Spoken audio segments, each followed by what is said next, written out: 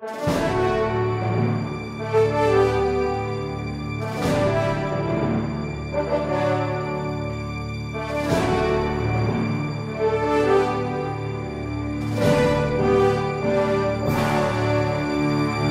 Resposta Católica de hoje, gostaríamos de responder à pergunta do Vitor.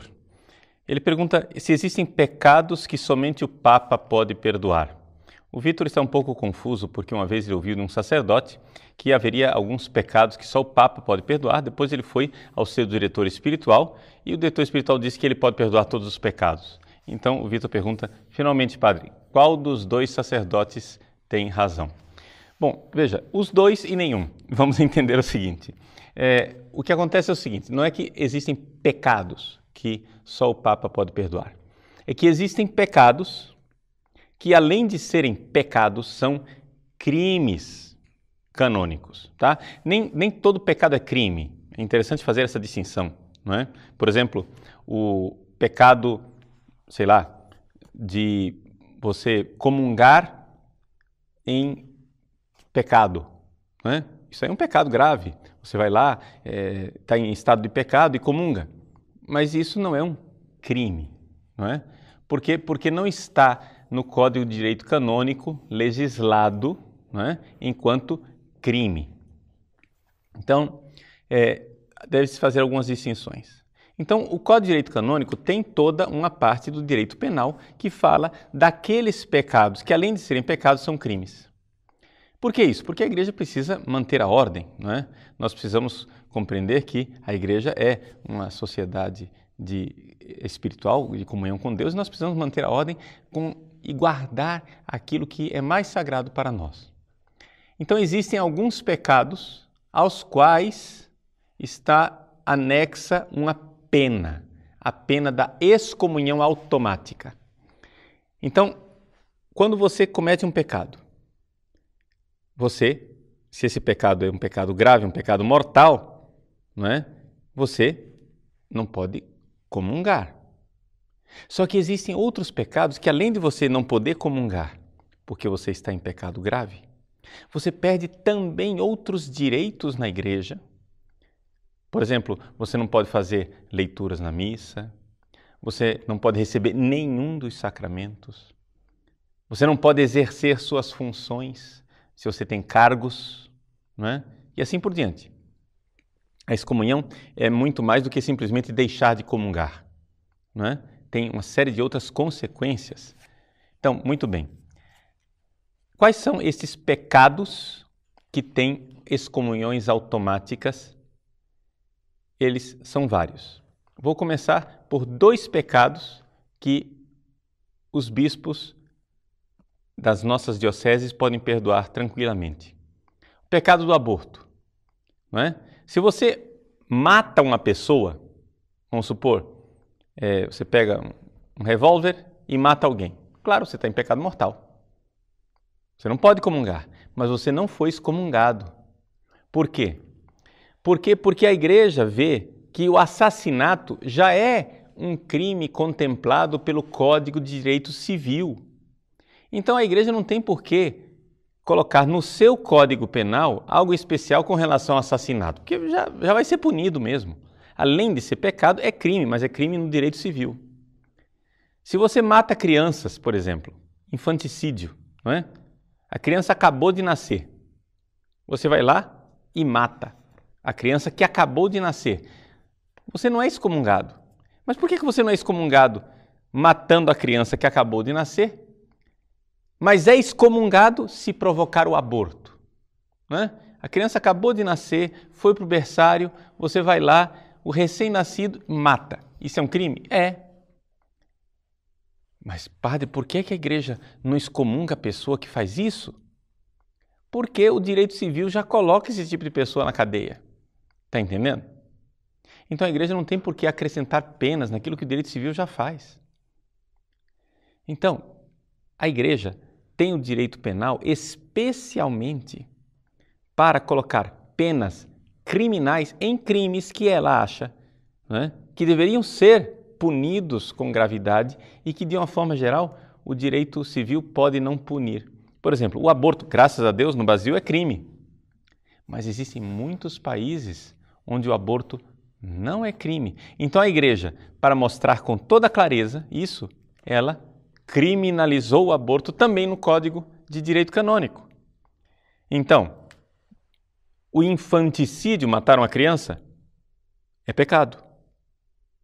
Matar uma criança no ventre da mãe com aborto também é pecado. Os dois pecados são gravíssimos. Um já é crime no direito civil. O outro, às vezes é crime no direito civil, às vezes não. Tem países que é legalizado. Então a Igreja, para garantir a criminalização do aborto, põe a excomunhão como pena para o aborto. Não é?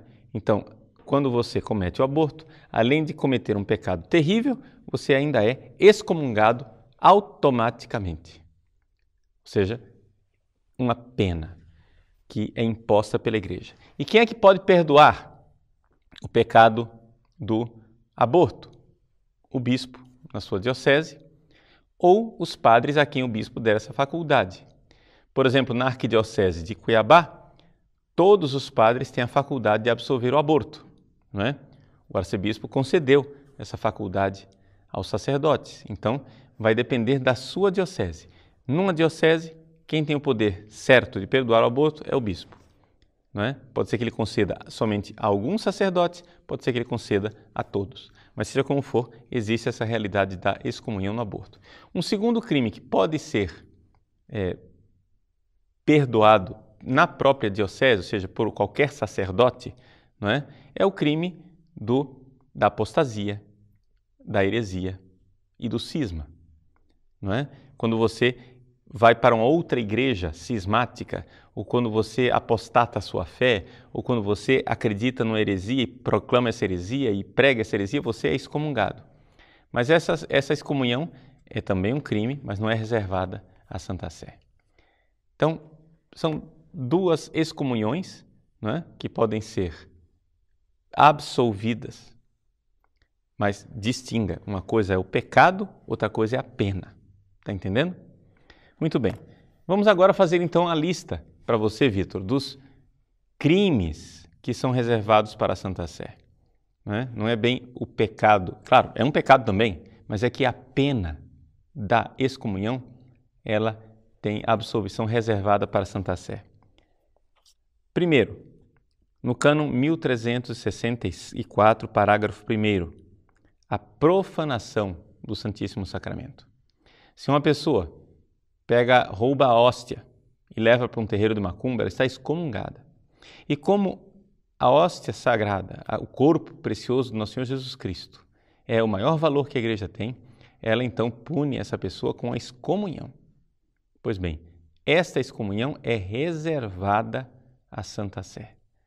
Se uma pessoa cometeu esse crime, ela, quando vem ao confessor, o confessor não pode absolver esses pecados. Ele pode absolver sob condição, temporariamente, enquanto ele escreve para um tribunal que existe em Roma, é um tribunal que funciona para esses pecados. Ele escreve sem dizer o nome da pessoa, porque, claro, é segredo de confissão. O padre escreve dizendo: recebi a confissão de uma pessoa que alega ter profanado o Santíssimo Sacramento de tal e tal forma. De lá de Roma, então, vem a permissão do tribunal chamado de penitenciaria apostólica, penitenciária apostólica.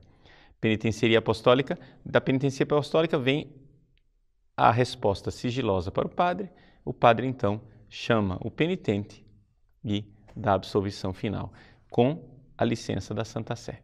Não é? Um segundo crime reservado é a violência física contra o Romano Pontífice. É o cânon 1370, parágrafo 1º. Se Mohamed Ali Akka fosse cristão, ele teria sido excomungado. Não é? Se ele fosse católico, ele era muçulmano. Não é? Quando atirou em João Paulo II. O fato de agredir fisicamente o Santo Padre, não é um crime canônico. Então, não é somente um pecado. Se você mata uma pessoa, é um pecado. Se você mata o Papa, além de ser pecado, ainda é um crime punido com a excomunhão, reservada à Santa Sé. Né? Então, somente lá no Vaticano, a penitenciaria apostólica pode absolver. Um outro pecado no cano 1378 é a absolvição de cúmplice de pecado grave contra o sexto mandamento do Decálogo. Então, em que consiste esse crime? Quando um padre pecou sexualmente com uma pessoa, depois essa mesma pessoa vem se confessar com o padre daquele pecado que os dois cometeram juntos. Não é? Então, o padre, comete o pecado da fornicação com uma moça, uma jovem. Depois que terminaram o pecado, a jovem vem se confessar com ele pedindo perdão daquele pecado que os dois cometeram juntos. Se o padre der a absolvição é nula, não vale, ou seja, a menina não recebeu o perdão, vai ter que se confessar com outro. Então, e o padre que fez isso é excomungado. Então veja que é dupla burrice, né? Ou seja, em primeiro lugar, a absolvição não valeu, então não adiantou. E em segundo lugar, né, o padre foi excomungado. E isso é reservado à Santa Sé. Por quê? Para tutelar, para zelar pela sacralidade do sacramento da confissão, porque a Igreja considera que é uma indecência, uma coisa, né, muito baixa, um sacerdote cometer esse tipo de pecado e depois absolver o cúmplice, né? Isso tira a seriedade do sacramento, né? Então, depois, consagração episcopal sem mandato pontifício, cano 1382, quando um bispo, sem ordem do Papa, ordena um bispo. Excomunhão automática também reservada à Santa Sé. Foi o que aconteceu, né, com o Dom Marcelo Lefebvre e os bispos, e Dom Antônio de Castro Maia, e os bispos que eles consagraram sem mandato pontifício. Foram excomungados automaticamente. O Papa Bento XVI retirou essa pena de excomunhão, não é? Retirou a pena. Ainda estão em estado irregular para o exercício dos seus ministérios, mas não estão excomungados. Muito bem. Outro, violação do sigilo sacramental, 1388. Isso também, um padre que conta os pecados que ele ouviu na confissão, não é? Então, se um padre contou o pecado e o pecador, está excomungado automaticamente. Se eu conto somente o pecado, eu ouvi uma confissão de uma pessoa que ninguém sabe quem é, e eu vou e conto o pecado. Ele não está excomungado, porque ele não revelou o segredo. Ele revelou o pecado. Revelar o segredo é quando você revela o pecado e o pecador, não é? Direto ou indiretamente. Então, ali a pessoa é excomungada automaticamente e somente o Papa pode perdoar deste pecado, não é? Então, assim, Vitor, respondendo, sei que a resposta foi um pouco longa, mas é interessante também e é curioso para as pessoas saberem, né, um pouco da disciplina da Igreja. E isso faz parte do direito canônico. Então, respondendo a sua pergunta mais diretamente, existem pecados que somente o Papa pode perdoar? Sim, existem. Mas, na verdade, não são somente pecados, são pecados que são crimes também. E tudo isso está legislado. São esses pecados que nós comentamos nesse vídeo, nessa resposta, e o sacerdote, ao ouvir um destes pecados, ele deve então se dirigir à Santa Sé para receber a permissão de dar a absolvição. Tá bom? Deus abençoe você, obrigado pela pergunta.